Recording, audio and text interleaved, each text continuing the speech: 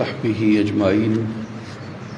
الله لا إله إلا هو الحي القيوم لا تأخذه سنة ولا نوم له ما في السماوات وما في الأرض من ذا الذي يشفع عنده إلا بإذنه يعلم ما بين أيديهم وما خلفهم ولا يحيطون بشيء من علمه إلا بما شاء وسع كرسيه السماوات والأرض ولا يؤوده حفظهما وهو العلي العظيم.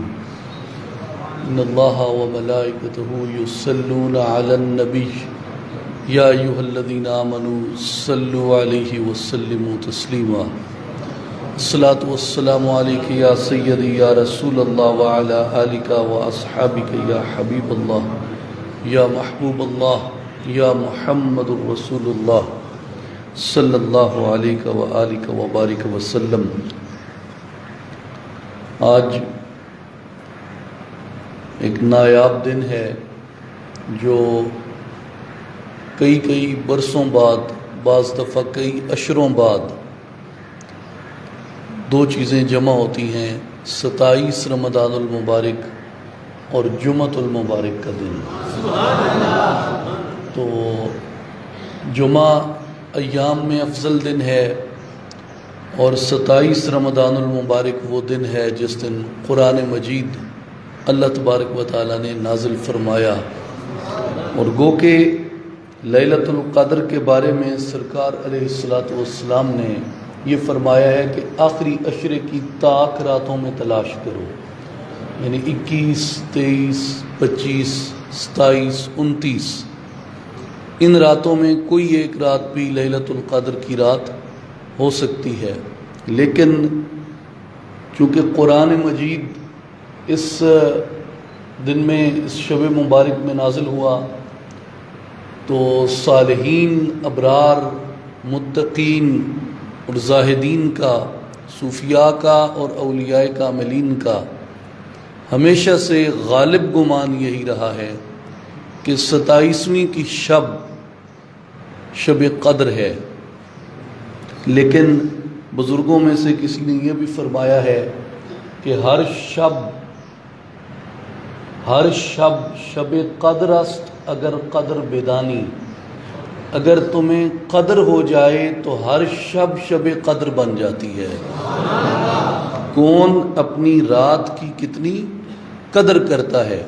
اگر رات کی قدر کرو تو ہر رات شب قدر بن جائے، اور اگر رات کی قدر نہ ہو تو شب قدر بھی غفلت میں گزر جائے. اور یہ وہ عظیم بابرکت دن ہے جس دن اللہ تبارک و تعالیٰ نے اسلامیان ہند کو عظیم نعمت پاکستان سے نوازا. پاکستان بھی اسی شب معرض وجود میں آیا 14 اگست 1947 کو. اور آج کے دن ہمیں اللہ تبارک و تعالیٰ نے ایسی نعمتیں عطا فرمائیں کہ قرآن مجید آج کے دن میں ہمیں نصیب ہوا اور پاکستان آج کے دن میں ہمیں نصیب ہوا. تو اللہ تعالیٰ ہمیں قرآن مجید کے نور سے اپنے ظاہر اور باطن کو منور کرنے کی توفیق عطا فرمائے، اور اس عظیم عطیہ خداوندی، اس نعمت خدا داد، کئی لوگ اسے کہتے ہیں کہ یہ مملکت خدا داد ہے، لیکن اہل نظر کہتے ہیں کہ ٹھیک ہے، اس میں شک نہیں کہ یہ مملکت خدا داد ہے، فی الحقیقت یہ نعمت خدا داد ہے پاکستان. تو اس لیے پاکستان کی قدر کرنی چاہیے، پاکستان سے محبت کرنی چاہیے، اس کی سالمیت پہ، اس کے استحکام پہ، اس کے وقار پہ، اس کی آبرو پہ ہمیں کسی طرح کا سمجھوتا نہیں کرنا چاہیے، اور اس کے ساتھ مخلص رہنا چاہیے. اور ہمارے کسی قول سے، کسی فعل سے، کسی عمل سے پاکستان کی سالمیت کو، پاکستان کے استحکام کو اور پاکستان کے بارے میں دنیا کی رائے کو اگر کوئی ٹھیس پہنچتی ہے تو اس کا مطلب ہے کہ ہم خدا کی نعمت کی ناشکری کرتے ہیں.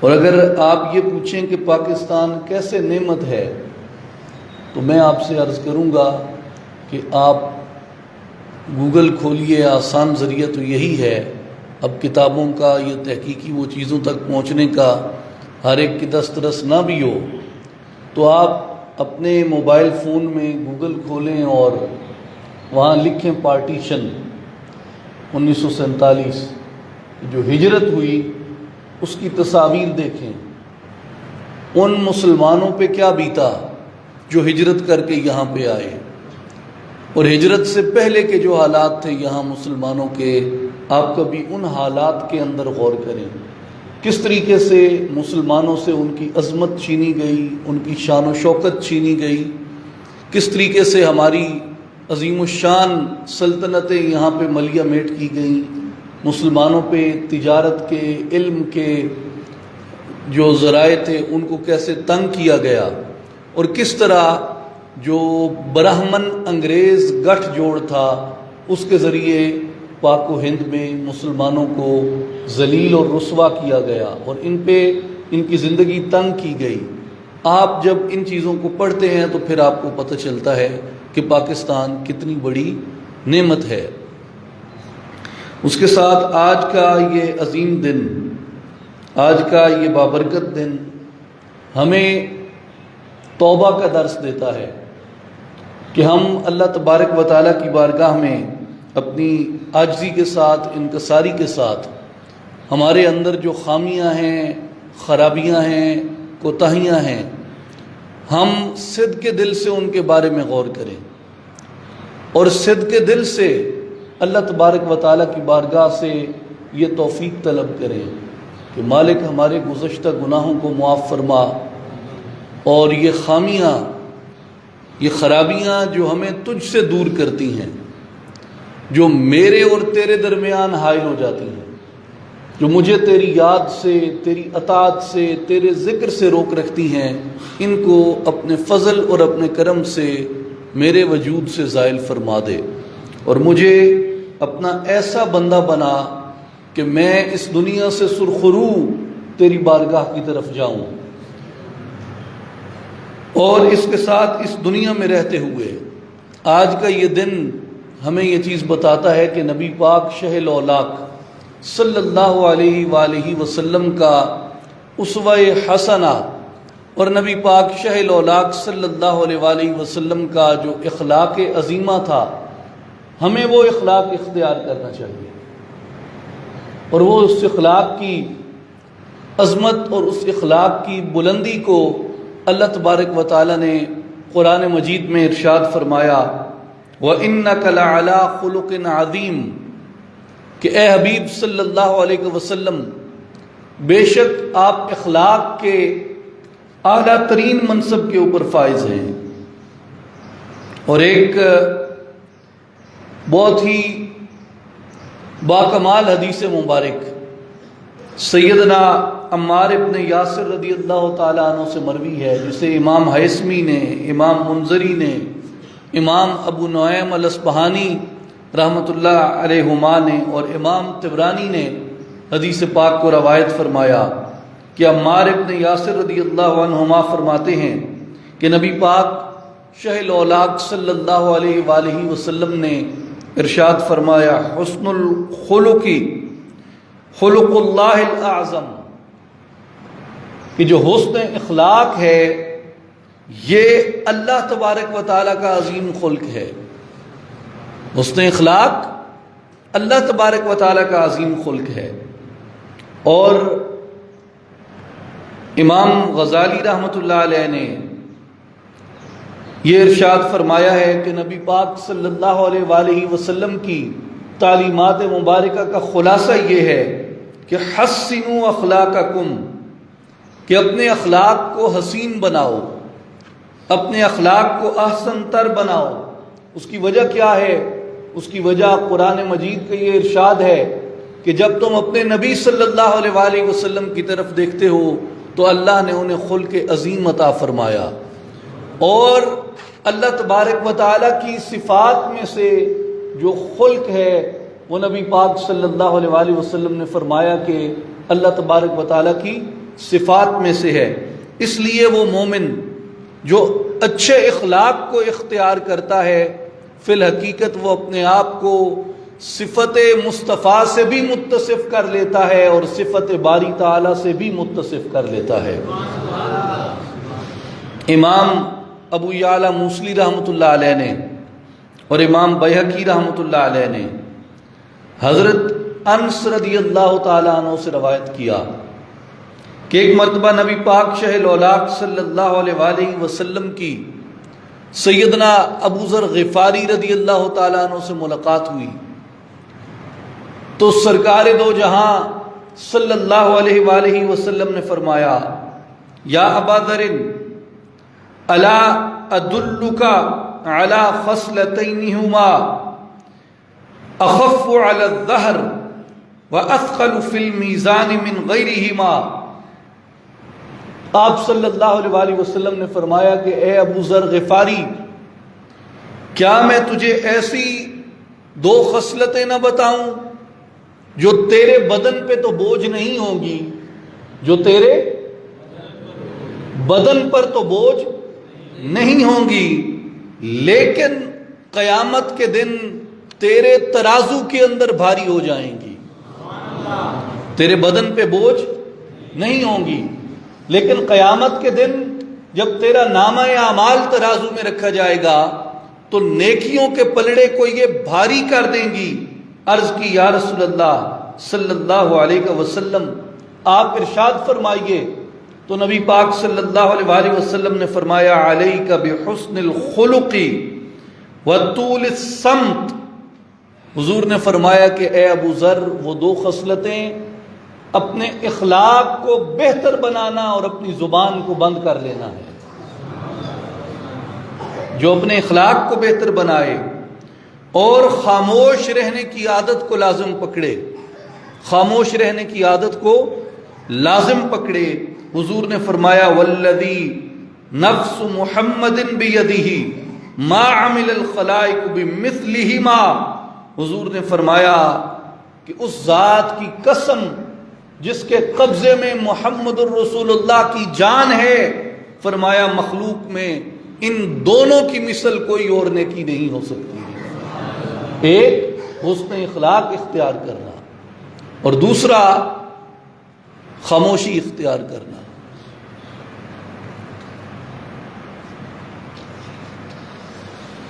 امام طبرانی رحمۃ اللہ علیہ نے معجم الکبیر میں روایت کیا کہ سیدنا معاذ ابن جبل رضی اللہ تعالیٰ عنہ فرماتے ہیں کہ جب نبی پاک شہ الاولاق صلی اللہ علیہ وآلہ وسلم نے مجھے یمن کے لیے روانہ کیا تو میں نے عرض کیا، رسول اللہ صلی اللہ علیہ وسلم اوصینی، مجھے وصیت فرمائیے۔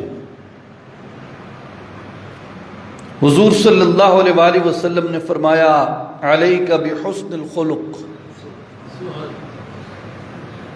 اے معاذ، میں تمہیں حسن اخلاق کی وصیت کرتا ہوں۔ میرے بھائی اور بزرگوں، دوستوں اور ساتھیوں، یہ حضور کسے کہہ رہے ہیں؟ معاذ ابن جبل کو۔ اور اس سے پچھلی روایت حضور نے کسے فرمایا؟ ابو ذر غفاری رضی اللہ تعالیٰ عنہ۔ یہ میں نے دو روایات آپ کے سامنے دو شخصیات کی رکھی ہیں، اور اس میں ایک حکمت ہے۔ حکمت یہ ہے کہ دونوں صحابیوں کا مزاج دیکھیں اور دونوں صحابیوں کا آپ زندگی کی ترجیحات اور ذمہ داریاں دیکھیں۔ سیدنا ابو ذر غفاری رضی اللہ تعالیٰ عنہ سرکار علیہ الصلوۃ والسلام کے درویش صحابہ میں ہیں، تارک دنیا صحابہ میں ہیں، لیکن سیدنا معاذ ابن جبل کو جب سرکار نے یہ فرمایا تو سرکار انہیں کسی درویشی فقیری کی ذمہ داری پہ نہیں بھیج رہے تھے، محض تبلیغ کی ذمہ داری پہ نہیں بھیج رہے تھے، ان کو یمن کا حاکم بنا کے بھیج رہے تھے، انہیں یمن کا حاکم بنا کے بھیج رہے تھے۔ تو سرکار علیہ السلام نے اپنے درویش فقیر تارک دنیا صحابہ کو بھی اخلاق کی وصیت فرمائی اور اپنے جرنیل، حاکم اور ذمہ داری دنیاوی ادا کرنے والے صحابہ کو بھی اخلاق کی وصیت فرمائی۔ اور دوسرا سبق اس سے یہ اخذ ہوتا ہے کہ سرکار دو جہاں صلی اللہ علیہ وآلہ وسلم اپنے مقرر کردہ گورنروں سے، اپنے مقرر کردہ عمال اور اپنے مقرر کردہ حاکموں سے کیا توقع فرماتے تھے کہ وہ کس طرح کے لوگ ہوں گے۔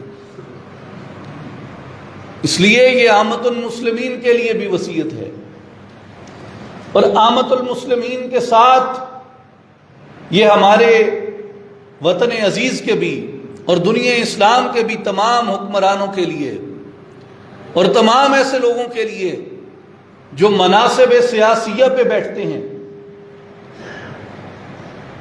جو ہمارے سیاسی زعماء اور سیاسی لیڈر ہیں، یہ ان کے لیے بھی وصیت ہے کہ علیک بحسن الخلق، سرکار نے فرمایا تمہارے اوپر لازم ہے کہ اچھے اخلاق کو اختیار کرو۔ فإن احسن الناس خلقا احسنهم دینا، جو خلق کے، اخلاق کے اعتبار سے افضل ہوگا وہی تم میں دین کے اعتبار سے افضل ہوگا۔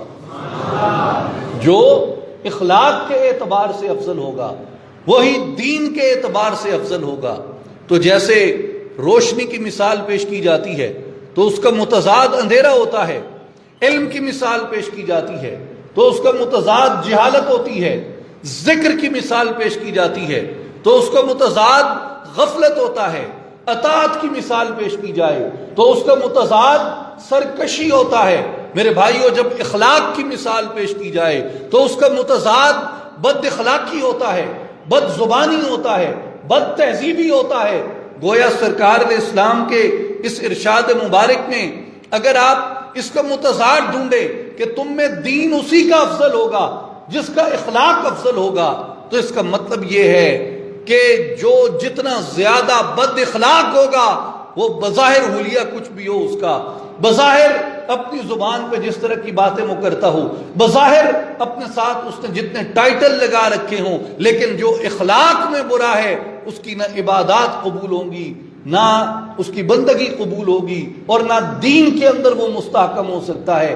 اس لیے سرکار نے جب معاذ ابن جبل کو حاکم بنا کر بھیجا تو فرمایا معاذ سب سے پہلے اپنے اخلاق کی نگہداشت کرنا۔ تو چاہے ابو ذر کے راستے پہ چلنے والے فقراء اور درویش ہوں، یہ چاہے معاذ ابن جبل کے راستے پہ چلنے والے عمال، سیاستدان، حکمران ہوں، دنیاوی ذمہ داریاں ادا کرنے والے لوگ ہوں، حضور نے سب کے اوپر اخلاق کو اور اعلیٰ اخلاق کو لازم فرما دیا۔ امام غزالی رحمۃ اللہ علیہ احیاء العلوم میں فرماتے ہیں تخلقوا باخلاق اللہ، کہ سرکار کا فرمان ہے اللہ کے اخلاق سے متخلق ہو جاؤ، اللہ کے اخلاق سے متخلق ہو جاؤ۔ امام غزالی فرماتے ہیں کہ اخلاق ربوبیت کے ساتھ متخلق ہونا کہا گیا تو اللہ تعالیٰ کے اخلاق میں اگر غور کریں، وَذَلِكَ فِي اِكْتِسَابِ مُحَامِدِ الصِّفَاتِ الَّتِي هِيَ مِن صِفَاتِ الْإِلَٰهِيَّةِ، اور یہ اسی طرح امر ہے کہ اوصاف الہیہ میں سے جو محامد صفات ہیں انہیں حاصل کیا جائے۔ اور وہ محامد صفات کون سی ہیں؟ یعنی اخلاق جن چیزوں میں آتا ہے، اور خاص کر اخلاق الہیہ کے بارے میں فرماتے ہیں۔ کافی چیزیں امام غزالی نے گنوائیں، مثلا فرمایا من العلم، علم اخلاق الہیہ میں، والبر والاحسان واللطف وافادۃ الخیر والرحمت علی الخلق۔ امام غزالی فرماتے ہیں کہ کیا چیزیں ہیں جن میں کہا گیا کہ اللہ کے اخلاق سے متخلق ہو جاؤ؟ فرماتے ہیں کہ علم اخلاق الہیہ کا حصہ ہے۔ کیا چیز؟ علم۔ دوسری چیز فرمایا کہ بر، نیکی کرنا اخلاق الہیہ کا حصہ ہے. احسان کرنا، لطف کرنا اور دوسروں تک خیر کو پہنچانا اور اللہ کی مخلوق پہ رحمت کرنا، یہ اخلاق الہیہ کا حصہ ہے. تو جو یہ چاہے کہ وہ اخلاق الہیہ سے متخلق ہو جائے، اس کے لیے راستہ کیا ہے؟ علم ہے. اس کے لیے راستہ کیا ہے؟ نیکی ہے. اس کے لیے راستہ کیا ہے؟ احسان ہے. اس کے لیے راستہ کیا ہے؟ لطف ہے. اس کے لیے راستہ کیا ہے؟ خیر کو بانٹنا ہے. اس کے لیے راستہ کیا ہے؟ اللہ کی مخلوق پہ رحمت کرنا ہے. وَالنَّصِيحَةِ لَهُمْ وَإِرْشَادِهِمْ إِلَى الْحَقِّ، لوگوں کو نصیحت کرنا اور انہیں حق کی تلقین کرنا، یہ بھی اخلاق الہیہ کا حصہ ہے. وَمَنْعُهُمْ مِنَ الْبَاطِلِ، لوگوں کو باطل سے روکنا، یہ بھی اخلاق الہیہ کا حصہ ہے. اِلَى غَيْرِ ذَلِكَ مِن مَكَارِمِ الشَّرِيعَةِ، فرماتے ہیں اس کے علاوہ مکارم شریعہ سیکھنا اور سکھانا، یہ بھی اخلاق الہیہ میں سے ہے. فَكُلُّ ذَلِكَ يَقْرُبُ إِلَى اللَّهِ سُبْحَانَهُ وَتَعَالَى، ان میں سے ہر ایک قرب حق سے بندے کو بہرہ کر دیتا ہے. جو ان اخلاق الہیہ سے اپنے سینے کو، اپنے ظاہر اور باطن کو مزین کرتا ہے، آراستہ کرتا ہے، سجاتا ہے، اللہ تبارک و تعالی اس بندے کے لیے اپنے قرب کے راستوں کو آسان فرما دیتا ہے. تو میرے بھائیوں اور بزرگوں، دوستوں اور ساتھیوں، ہماری تمام مساعی کا، جد و جہد کا، زندگی بھر کی کوشش کا حاصل حصول اور نتیجہ یہی ہے کہ ہم اپنے آپ کو نبی پاک شہ الاولاق خاتم النبیین رؤوف الرحیم صلی اللہ علیہ وآلہ وسلم کے اخلاق مبارک سے متصف کریں، اللہ تعالیٰ کے اخلاق سے اپنے آپ کو متخلق کریں. اور یقین فرمائیے کہ لوگ اس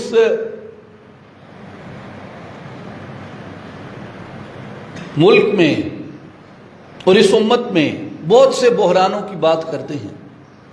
جو سیاسی صورتحال ہے وہ ہم سب کے سامنے ہے. روزانہ کی بنیاد پہ ایسے واقعات پیش آتے ہیں جن میں لوگ پوچھتے ہیں جی اس کی وجہ کیا ہے. تو میرے بھائیوں اور بزرگوں، یاد رکھیں، ہماری قوم کا جو بحران ہے فی الاصل یہ عدالتی بحران نہیں ہے. فی الاصل عدالتی بحران ہے، اس سے انکار نہیں ہے. سیاسی بحران ہے، اس سے انکار نہیں ہے.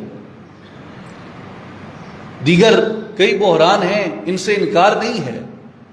لیکن فی الاصل یہ اخلاق کا بحران ہے. فی الاصل یہ اخلاق کا بحران ہے. جو معاشرے سے سچائی اٹھ جائے،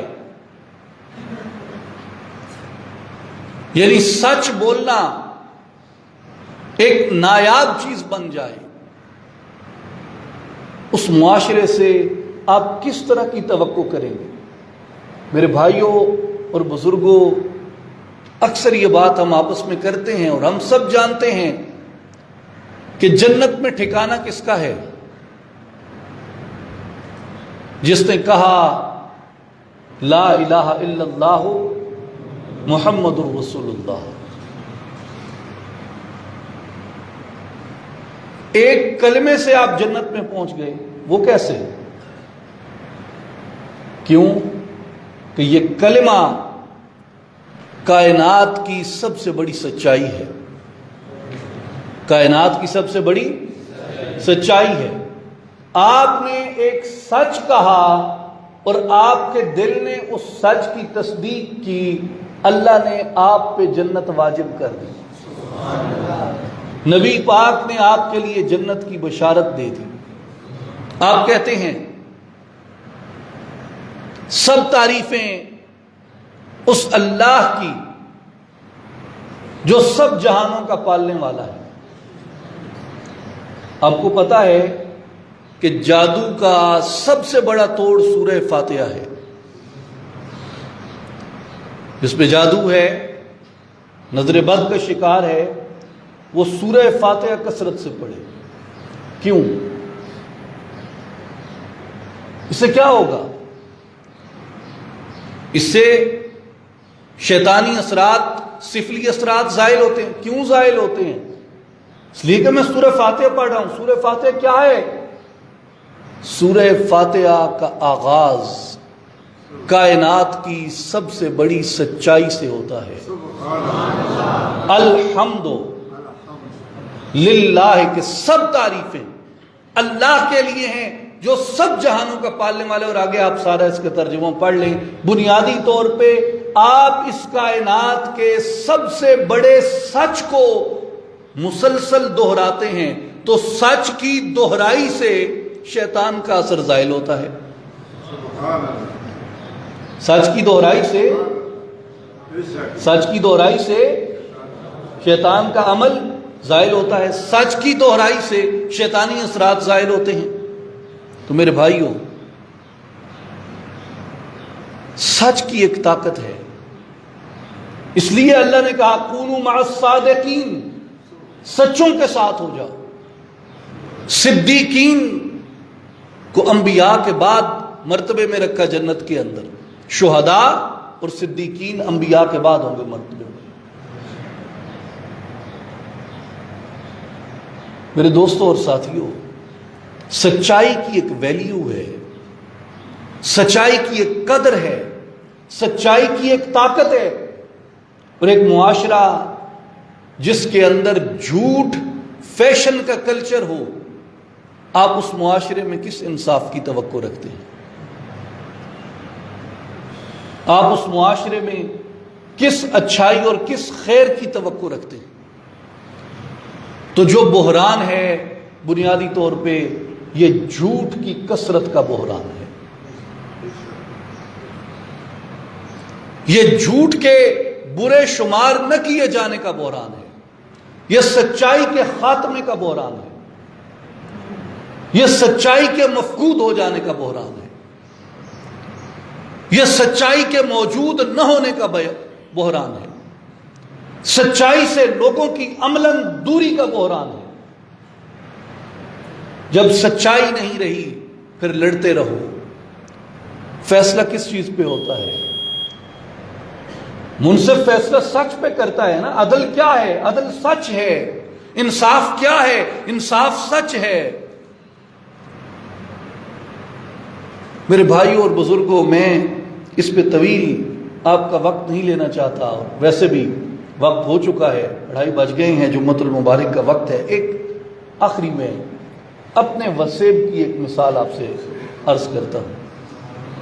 ہم جس وسیب میں اس وقت بیٹھے ہیں، حضرت سلطان باہو رحمۃ اللہ علیہ کا یہ علاقہ اور اس کا سارا گرد و نواح، یہاں کوئی بندہ ناپ تول کے، کوئی بندہ ناپ تول کے، حق سے، انصاف سے، ہر جانبداری سے بالا تر ہو کے، ہر تعلق سے، ہر رشتے سے، ہر جذبے سے بالا تر ہو کے، سچ کے جذبے میں مغلوب ہو کے کوئی پکی ٹھکی انصاف کی بات کر دے،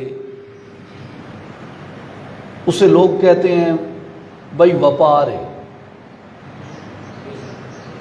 ساڈے علاقے دی جڑی زبان ہے اتوں دی، جنگ، خانے وال، چنیوٹ، ملتان، مظفر گڑھ تائیں، اتنے کوئی بندہ ناپ تول کے حق انصاف کی گل کرے، انہوں لوگ آدن میاں وپار ہے. وپار کہنا دن، وپار تجارت کو آدن. یہ مطلب یہ ہے کہ اتھے کسے زمانے ایسی تجارت ہوندی آئی، ایسا وپار ہوندا آئی جڑا حق، سچ تے انصاف تے مبنی آئی. وہ ملاوٹ، جھوٹ تے بےایمانی کوئی نہ آئی. تے جیڑی سے ملاوٹ جھوٹ تے بے ایمانی تو پاک ہوندی آئی لوگ انہوں اپنے نزدیک مقدس سمجھیندے ہیں تے اتنا مقدس سمجھیندے ہیں کہ اگر کسی بندے حق انصاف دی ناپ تول تے گل کیتی ہے تے آکھنا میاں وپار کیتا سوں، یعنی اس کوئی مقدس گل کیتی ہے، سچ بولے۔ میرے بھائیوں اور بزرگوں، اگر آپ زندگی میں کچھ تلاش کرنا چاہتے ہیں، آپ زندگی میں کچھ ڈھونڈنا چاہتے ہیں تو وہ وپار تلاش کریں۔ وہ کدھر گیا؟ وہ سچ تلاش کریں، وہ کدھر گیا؟ وہ عدل تلاش کریں، وہ کدھر گیا؟ یہ روزمرہ کے جھگڑے ہیں سیاستدانوں کے، ان میں اخلاق، سچائی تو ویسے بھی اب سوشل میڈیا پہ یا میڈیا پہ بیٹھ کے وہ جتنی اپنی کاسمیٹک اور سجی سنوری زبان استعمال کر لیں، لیکن کسی سیاسی اکیڈمی کے اندر سچ نہیں سکھایا جاتا۔ آپ اپنی مقامی بلدیاتی کونسلر کی ذمہ داری سے لے کے سب سے بڑے عہدوں تک دیکھ لیں، آپ کو ایسے لگتا ہے کہ یہ سب لوگ جھوٹ کی کثرت سے یہاں تک پہنچتے ہیں۔ میرے بھائیوں، جس معاشرے میں سچ بولا جائے کثرت سے تو وہاں جادو اثر نہیں کرتا، تو جس معاشرے میں جھوٹ بولا جائے کثرت سے تو وہاں پھر کسی جادو کی ضرورت ہی نہیں رہتی، وہ خود ہی اپنی بنیادوں پہ گر جاتا ہے۔ تو آج کا دن ایک سچی کتاب کے آنے کا دن ہے۔ آج کا دن سچی کتاب کے آنے کا دن ہے۔ آج کا دن نبی صادق الامین کی بعثت مبارک کے اعلان نبوت کا دن ہے۔ تو میرے بھائیوں، آج کا دن ہمیں یہ بتاتا ہے کہ سچ کی کتاب آئی، سچ کا نبی آیا، لوگوں سچوں کے ساتھ ہو جاؤ، لوگوں سچ کے ساتھ ہو جاؤ۔ اللہ تعالی عمل کی توفیق عطا فرمائے۔ ان اللہ و ملائکتہ یصلون علی النبی یا ایھا الذین آمنوا صلوا علیہ وسلموا تسلیما۔ اللہم صل علی سیدنا و مولانا محمد وعلی آل محمد وبارک وسلم، وآخر دعوانا ان الحمد للہ رب العالمین۔